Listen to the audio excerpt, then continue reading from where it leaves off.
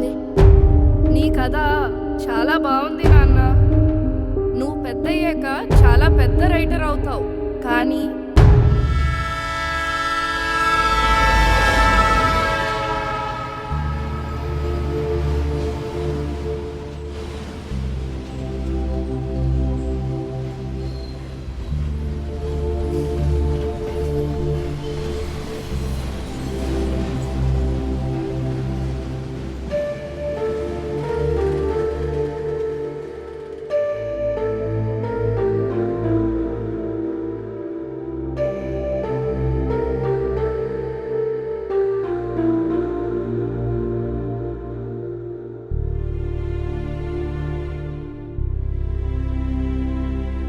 Stories కథలెప్పుడు ఒంటరిగానే వస్తాయి.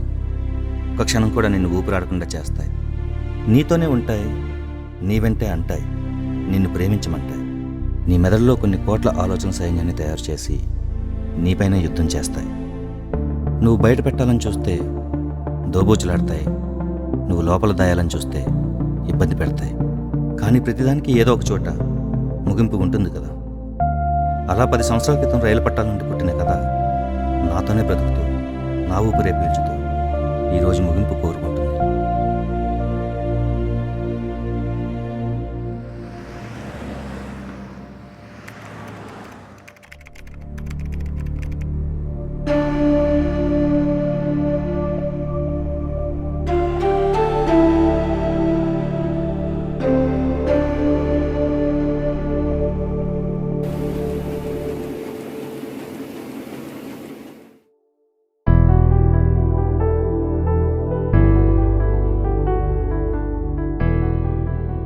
ఈ మధ్య ముగింపైన నవల చదివా. వావ్, సూపర్ స్టోరీరా. అందులో చిన్నపాప క్యారెక్టర్ ఉంది, అమ్ము. నిజంగా నా కడుపున పుట్టకపోయినా నా కూతురనే ఫీలింగ్ వస్తుందిరా. కావ్య కళ్యాణ్ క్యారెక్టర్ ఎంత బాగుందో కదా. ఎంత స్వచ్ఛంగా ప్రేమించుకున్నారు నీరు ఇసుకలాగా. నువ్వు కూడా ఒకసారి చదవాలి. చదివితే కావ్యతో నడుచుకుంటావు, కళ్యాణ్తో చలి కాచుకుంటావు. Super novel. ఆ రఘురామ్ క్యారెక్టర్ ఎంత తక్కువ మాట్లాడతాడు, ఎక్కువ నవ్వుతాడు. భలే వింత క్యారెక్టర్. ఆ 70 పేజీలో జీవితాన్ని జ్ఞాపకాన్ని కలిపి చెప్పాడు. చూసొచ్చిన చావుకు చూడని పుట్టుకల. Super, nice, wow, wonderful novel. కానీ ఏ మనిషికైనా తృప్తి అనుభవించడంలో ఉంటుంది, కానీ రచయితకు అనుభూతి ఇవ్వడంలో ఉంటుంది.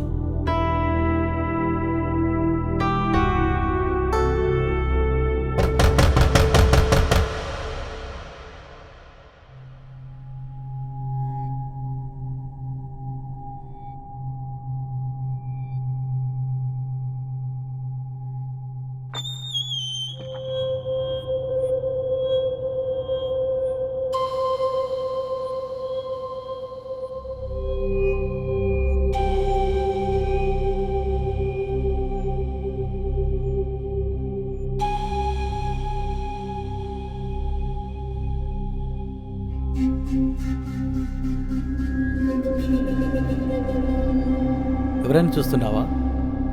నీ కలం కాగితం అనే గర్భం నుండి బయటపడిన పాత్రలం. అమ్ము, కావ్య, కళ్యాణ్, రాఘవరావు. ఎందుకు వచ్చామని అనుకుంటున్నారా? కామా పెట్టాల్సిన చోట ఫుల్ స్టాప్ పెట్టారని వచ్చాం. నీ ముగింపు సరైనది కాదు బ్రహ్మ. అప్పటి వరకు నాన్న నాతోనే ఆడుకున్నారు, చాక్లెట్స్ కూడా ఇచ్చారు. సడన్ గా నాన్న రాలేదనుకో. 10 రోజుల తర్వాత అమ్మ చెప్పింది నాన్న ఎప్పటికీ రారని. ఎంత ఏడ్చానో తెలుసా? మా బంటికే తెలుసు. ఇద్దరం పెళ్లి తర్వాత ఎలా ఉండాలి, ఎలా బ్రతకాలి అన్నీ కలిసి అనుకున్నాం. మీరే విడిదీసేశారు. గాలి కూడా మా మధ్య గోడ కట్టలేదు అనుకున్నాం, కానీ మీరు కట్టేశారు గాలి. నా కొడుకు దూరంగా ఉంటే కనీసం 10 రోజులకోసారైనా ప్రేమ చూపించేవాడు. నాన్న ఎలా ఉన్నావని దగ్గర చేసి ఆ ప్రేమను చంపేశారు. మా ముగింపు ఇలానే ఉండాలని ఎవరు చెప్పారు? ఇలా అయితేనే ముగింపని ఎలా అనుకున్నారు? మిమ్మల్ని సృష్టించింది నేను, మీ ముగింపు నాకు తెలీదా? దేవుడు కూడా మిమ్మల్ని సృష్టిస్తాడు, ముగించేటప్పుడు ఎందుకు తిడతారు? ఎందుకు వాడిని రాయి సైన్స్ ఇలా అర్థం కాని భావంతో ఎందుకు తిడతారు, ఎందుకు చూస్తారు? ఎందుకంటే అది సరైన ముగింపు కాదు. సృష్టించినప్పుడు ముగింపు కూడా ఉంటుంది, కాదని అనలేం. కానీ అది మీ ఆలోచనల నుంచి వచ్చిందే ఉండకూడదు, అది కథలో నుంచి వచ్చిందే ఉండాలి. మా కథ రాస్తూ మా భావం పొందుతూ మా ముగింపు ఇది కాదని ఎలా తెలుసుకోలేకపోయారు అంకుల్? చెప్పండి, మా ముగింపు ఇదని ఎవరు చెప్పారు? చెప్పండి చెప్పండి. మా ముగింపు ఇదని ఎవరు చెప్పారు? చెప్పండి చెప్పండి ఇలా అడిగేది చెప్పండి చెప్పండి చెప్పండి మిమ్మల్ని అడిగేది మాట్లాడండి చెప్పండి నా ముగింపు ఇలా ఎందుకు రాశారు చెప్పండి. ఇలా అడిగేది చెప్పండి చెప్పండి నా ముగింపు ఇలా ఎందుకు రాశారు చెప్పండి. చెప్పండి. చెప్పండి. ముగింపు ఇలా ఎందుకు రాశారు చెప్పండి.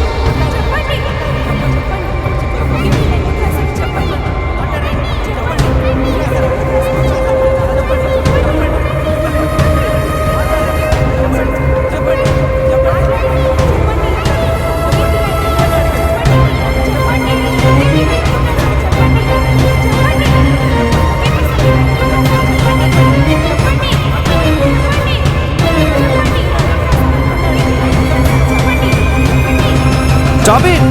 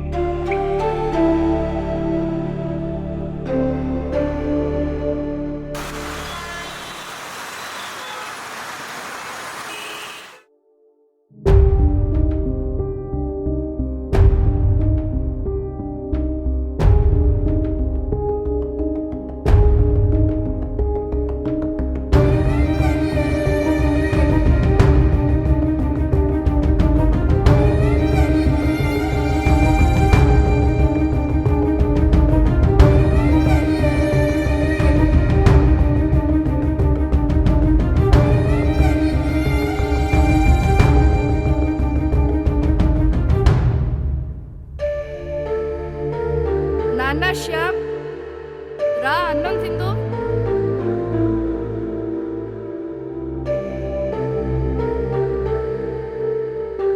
అమ్మా అమ్మా నా కథ ఎలా ఉంది? నీ కథ చాలా బాగుంది నాన్న.